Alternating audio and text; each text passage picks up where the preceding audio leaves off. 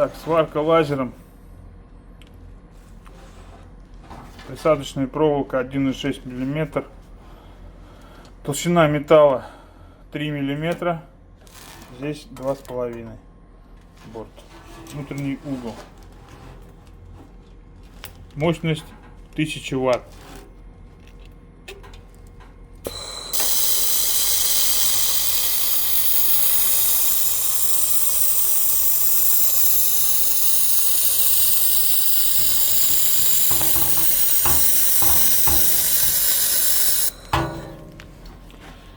Неудобно снимать и варить.